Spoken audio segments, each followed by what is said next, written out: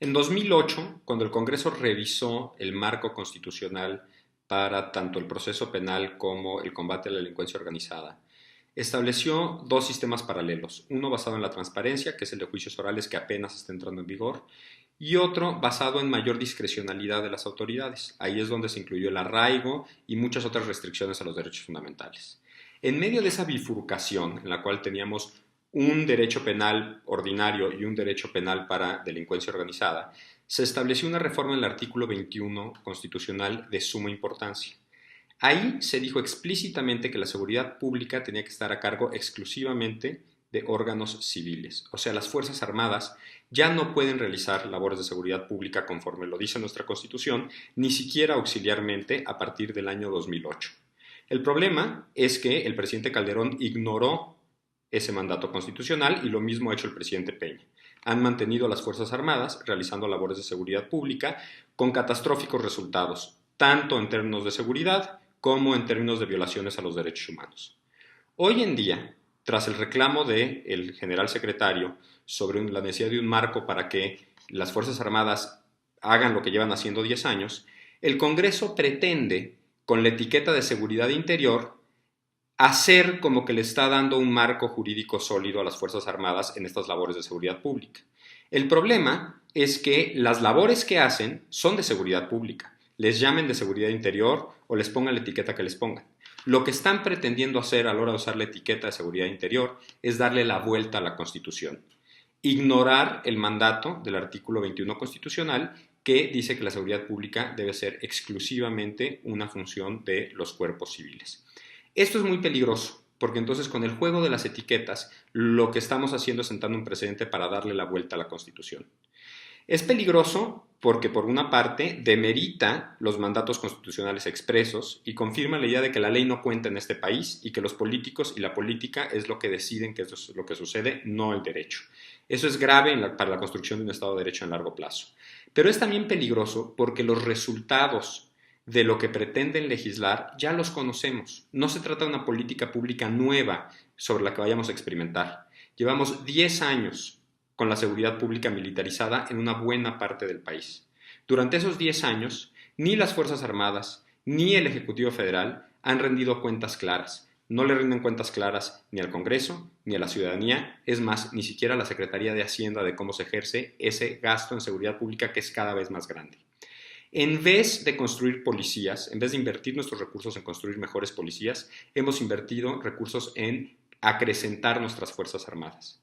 Y hoy en día, la ley, el riesgo que representa, es que renunciemos de plano a tener policías decentes y utilicemos a las Fuerzas Armadas como sustituto de las policías y de las procuradurías.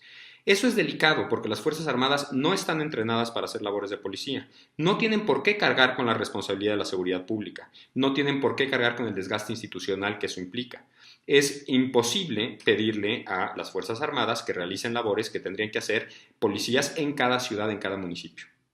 Entonces estamos desgastando a nuestras Fuerzas Armadas, estamos dejando de invertir recursos en construir unas policías que le urgen a este país y estamos avalando una política pública que ha sido desastrosa.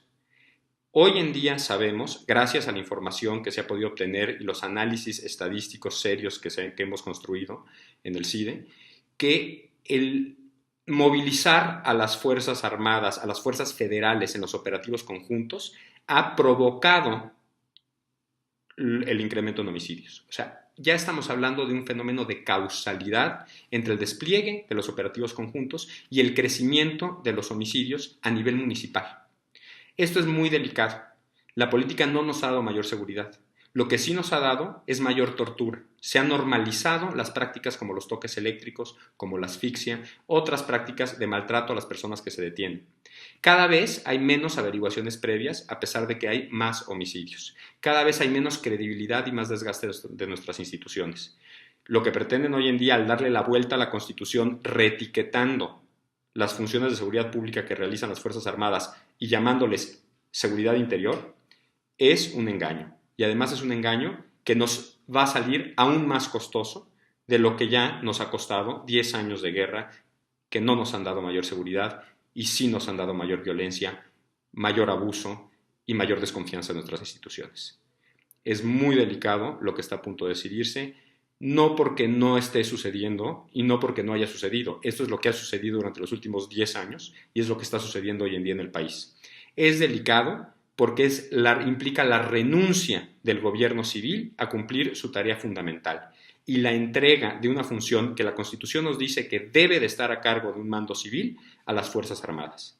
Si la situación es tan extraordinaria que requiere desplazar a las fuerzas civiles con las Fuerzas Armadas, tendrían que reconocerlo así los políticos y declarar un estado de emergencia, suspender algunas de las garantías y activar las alarmas nacionales e internacionales que eso implica.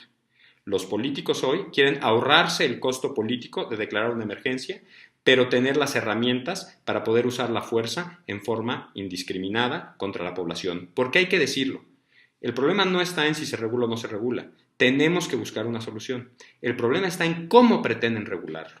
Y el texto de las iniciativas de ley, por lo menos las del diputado Camacho y las del senador Gil, autorizan con supuestos muy amplios al uso de la fuerza pública, incluso la letal, para una multiplicidad de escenarios que francamente no deberían de estar en la ley.